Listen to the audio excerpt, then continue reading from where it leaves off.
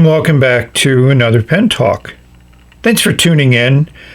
Thanks for joining me as I explore the wide world of pens. I appreciate the company. So you see, twirling before you, a pen that hopefully many of you recognize is a Parker 45. And yes, I was motivated to go on eBay and search for one after I did my recent video on pens that I like, which were metal pens, which bore some resemblance to the Parker 45. And I used Parker 45s in that video to emphasize the resemblance. So I wanted this one because it had a metal finial. I like the gold and silver combination. Here's the eBay auction that I won. The price was very reasonable. Shipping was also very reasonable because it came from just a few miles away in Brooklyn, New York. And here's the seller's store. We'll give you a link in the video description in case you want to check out the other items that they may have for sale. But because of this low price, this is not a perfect pen, and we'll see that as we go through the examination. But it is a pen that I'm happy to have. In the auction was an English version of the Parker 45 that was all solid metal without that finial on the end, which in this case is gold, but in other cases it could be a black plastic. So as it twirls around and Mr. Sizemore gives it his normal inspection, 4 eyes definitely makes it easy to do. So let's dive into this pen, show some of its associates, take a look at its bits and pieces, and see how the nib writes. I have a nice ink that I think you'll enjoy. Well, this is going to be maybe a little painful for the squirmish, but I got this pen the day after I finished the video of the metal pens that I really enjoyed writing with, and I go, great, now I have a different Parker 45 to show you. And it came very well protected in this plastic pipe. But as I was carrying it from downstairs to my pen room, the pen slipped out of my hand, hit the wooden floor, and this metal gold plated finial broke off the end of the barrel. It appears that it's just glued on. It's going to be easy to just glue back into place. But, you know, I was thinking about how indestructible metal pens are, and this has proven me wrong. At least this type of design does have a flaw in it, and just hitting a wooden floor from a couple feet off the ground injured the pen, but it can be repaired and restored, and we will do that. So one of the nice features of the Parker 45 is the ability of pulling out the nib. It just unscrews out of the section. Haven't had any that don't unscrew. Most of the time the type of nib is engraved in the back of the nib collar here. I took this one apart because I flushed it and it had a little bit of ink in it. Not a lot, but it's easier to clean out when you take it apart because ink gets into all the little bits and pieces into that feed, and flushing it will eventually work, but taking it apart works much better. And this pen is not perfect. There's some marks there on the barrel. I could probably buff those out since this is stainless steel. You can see there's a nice plastic insert into there. So one of the things that I learned when this broke off, the little finial here at the end, is that, you know, why didn't they just make a solid metal piece here? And I think it was a manufacturing decision because this is an easily formed tube. When you have to make this as one piece with the end closed, it's kind of like a draw operation. Different process, but a little bit slower, and probably adds a little bit of cost to the item. But at the end of the day, it's whether you like the pen, how it looks, how it feels in your hand, and how that nib puts down ink when you write. So the Parker 45 came in many, many versions, all with the same basic shape. Here's that fighter one that has just a black plastic end on it, where this one here has an end that's metal, as we saw when it broke off. And the ones with plastic barrels are one piece. This is just injection molded plastic, and relatively inexpensive to make. The metal pens, obviously, I think cost more money to make. I'll check to see if I can find some pricing on them when they were new.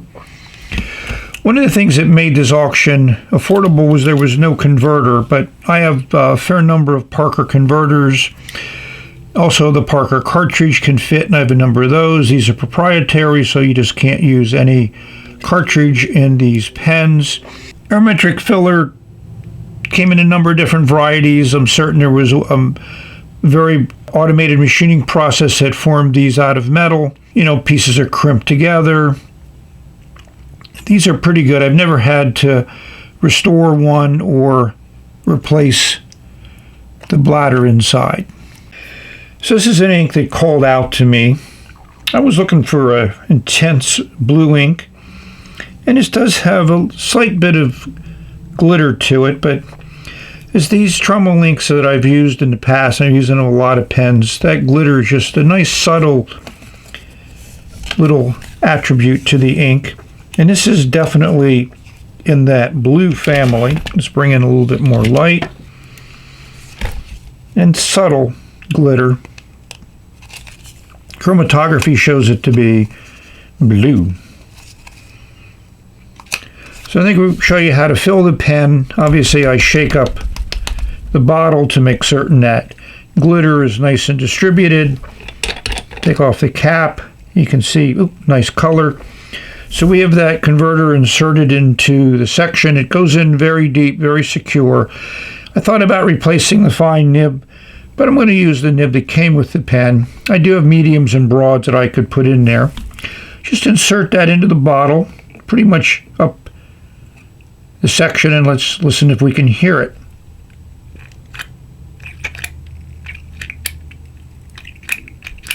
Yep, 4 pumps seems to have filled it up,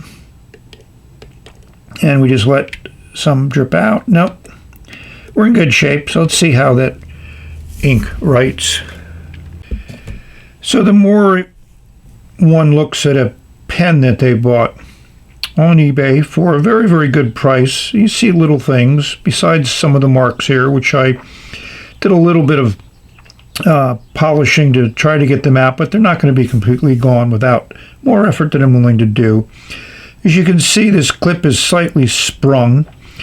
In theory, I should be able to take off this metal finial at the top of the cap, but what I generally do is I take this dowel and I put it in here and bend the clip back. You know, metal is malleable, and it's a little bit better. It's not much better, but you're not a pen that I'm going to be putting in my pocket.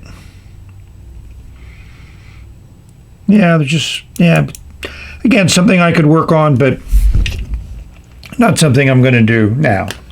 So now for that all-important, do I like the way it writes? So visually, that clip is now starting to bug me. Visually, aesthetically, I like the design of the pen. It's iconic, classic, long-lived. Pull off that cap. So hard to do with one hand because of the size of that section, so it takes a lot of movement.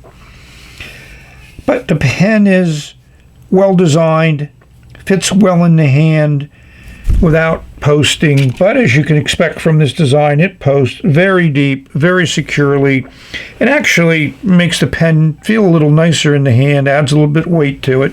So we'll give you some dimensions. We'll show you that section, which is probably one of the biggest sections ever put on a pen. Certainly long enough, and the girth is good enough too. I think we need to see how that fine nib puts down that beautiful blue ink.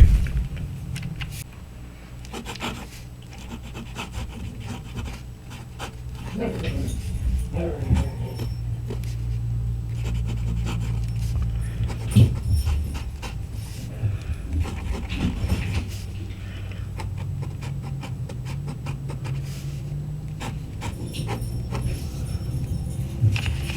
think you can hear, besides the dogs playing in the background, this nib is a little scratchy.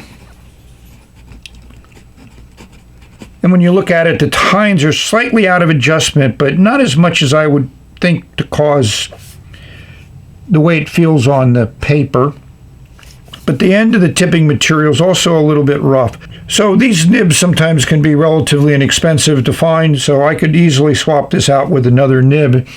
I did a little bit of effort to try to get the nib a little bit smoother, but was not successful, and I tried to bend the tines back, and I've broken tines and broken tipping material, so I'm very gentle with what I try to do. So I think we need to rate this pen, and I'm going to give it a 9.7. Great iconic design, survives the test of time,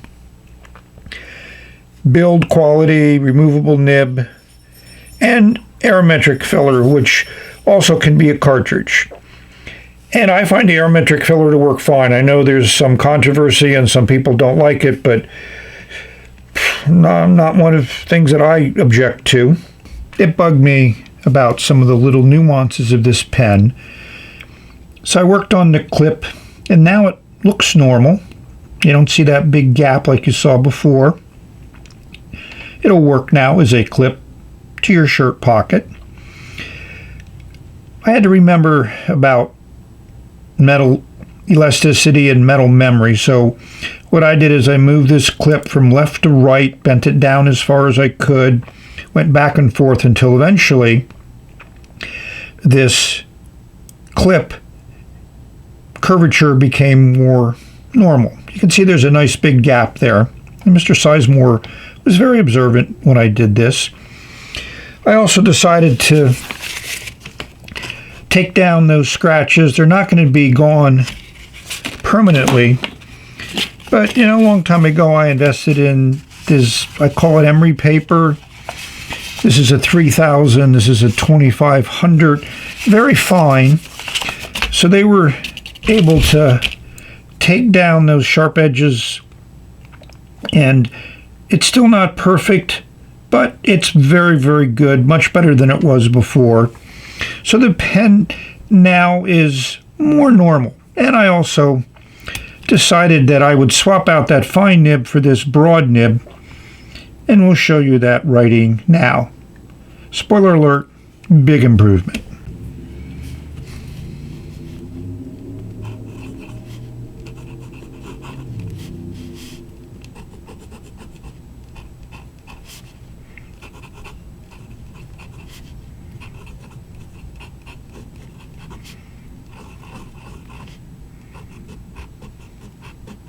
Very nice. This is now a great writer just by swapping out the nib, and you saw how easy it was to do that. This still gives you some feedback, but it's not scratchy at all. And I haven't done any tuning on this nib. I might do a little smoothing, but now it's going to join my everyday carry, which is what I had hoped for when I had bought it. So now I'm very happy to add this Parker 45 in with my Wing Sung 601s, the Moonman, and the Hong Dion. Excellent metal pens, everyday writers, and pens I enjoy writing with. That's all that matters to me. So thank you very much for watching. I think over time this nib will slowly work itself in and become much smoother, so that's what I think I'm going to do. And it certainly lays down a lot of ink, more than I expected. I hope this video finds you safe, healthy, and happy, enjoying your pens, finding a pen to put in your hand that makes you just want to put ink down in any format, style, script, print, draw. Enjoy your pens.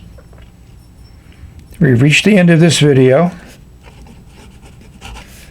and we will say bye. This pen does write consistently well, would make a good everyday carry. Yes, and you need to keep the nib on the paper.